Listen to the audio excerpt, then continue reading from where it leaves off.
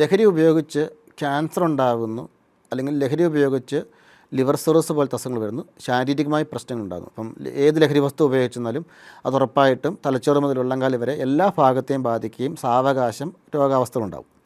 രണ്ട്, അത് തലച്ചോറിനെ ബാധിക്കുന്നതായതുകൊണ്ട് തന്നെ, തലച്ചോറിൻ്റെ ഘടനയെ ബാധിക്കുന്നതായതുകൊണ്ട് തന്നെ അവിടെ മാനസിക രോഗാവസ്ഥകളുണ്ടാകും. പക്ഷേ ലഹരി ഉപയോഗം എന്ന് പറയുന്നത് അതിൽ തന്നെ ഒരു രോഗാവസ്ഥയാണ്. അതുകൊണ്ട് തന്നെ ഇതിന് വേണ്ട ചികിത്സാ രീതി എന്ന് പറയുന്നത് ഈ പറഞ്ഞ രണ്ട് കാര്യങ്ങളെ ആസ്പദമാക്കിയാണ്. ഒന്ന്, ലഹരി ഉപയോഗിക്കുന്ന ഒരു വ്യക്തിക്ക് നേരെ ചെന്ന് കൗൺസിലിംഗ് കൊടുക്കേണ്ട കാര്യമില്ല. കാരണം ആ വ്യക്തി ഓൾറെഡി നിലവിൽ ശക്തമായ ലഹരി ഉപയോഗത്തിലാണ് നിൽക്കുന്നത്. അതിൻ്റെ അസ്വസ്ഥതകളുണ്ടാവും, പിന്മാറ്റ അസ്വസ്ഥതകൾ വരുന്നുണ്ട്.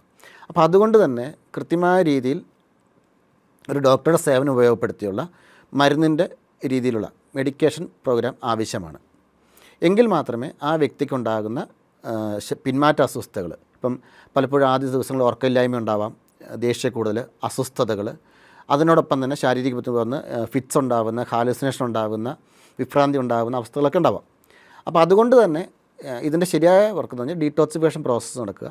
ആ ഒരു സമയത്ത് കൃത്യമായ രീതിയിലുള്ള മെഡിസിൻ കൊടുക്കുക എന്നുള്ളതാണ്.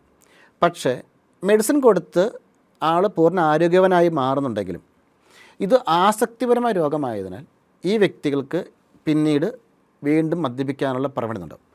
കാരണം ഇതൊരു ലേൺഡ് പ്രക്രിയയാണ്, ഇത് കണ്ടീഷൻഡ് പ്രക്രിയയാണ്.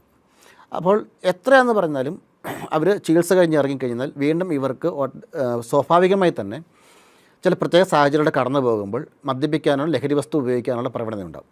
അതുകൊണ്ടാണ് പലപ്പോഴും ഉണ്ടാകുന്നൊരു പ്രശ്നം, ചികിത്സയ്ക്ക് പോകുന്നു, അല്ലെങ്കിൽ മരുന്ന് കൊടുത്തു, ചികിത്സ കൊടുത്തു, ഹോസ്പിറ്റലിൽ കിടന്നു, പക്ഷെ പുറത്തേക്ക് ഇറങ്ങി കുറച്ച് കഴിഞ്ഞപ്പോൾ വീണ്ടും കുടിച്ചു എന്ന് പറയുന്നുണ്ട്. ചില വ്യക്തികൾക്ക് ലിവർ സോറസ് വന്നു, കുടുംബാംഗങ്ങൾ പറയും ലിവർ സോറസ് പോലും വന്നിട്ട് പോലും ഈ വ്യക്തി പിന്നെയും കുടിക്കുകയാണല്ലോ, അവിടെ നിന്ന് രക്ഷപ്പെട്ടിട്ട് പോലും പിന്നെയും കുടിക്കുന്നുണ്ടല്ലോ എന്ന് പറയും. കാരണം ഇത് ഇവരുടെ കുഴപ്പമല്ല, ഇവരുടെ ഉള്ളിൽ നിന്ന് സ്വാഭാവികമായി ഇവർക്ക് ഈ പറഞ്ഞ ഒരു ക്രേവിങ്, ആസക്തി ശക്തമായി വരും. ഈ ആസക്തി ശക്തമായി വരുന്നത് കൊണ്ട് ആ സമയത്ത്, അപ്പോൾ അതുകൊണ്ട് തന്നെ നമുക്ക് ആവശ്യമെന്ന് പറയുന്നത് ഇവരുടെ ഉള്ളിൽ ക്ലാസ്സുകളുടെയും കൗൺസിലിങ്ങിലൂടെയും സൈക്കോ തെറാപ്പി പ്രോഗ്രാമിലൂടെയും ഈ ആസക്തിനെ അതിജീവിക്കാനും ആസക്തിനെ മാറ്റുവാനുള്ള പരിശീലനം ആവശ്യമാണ്.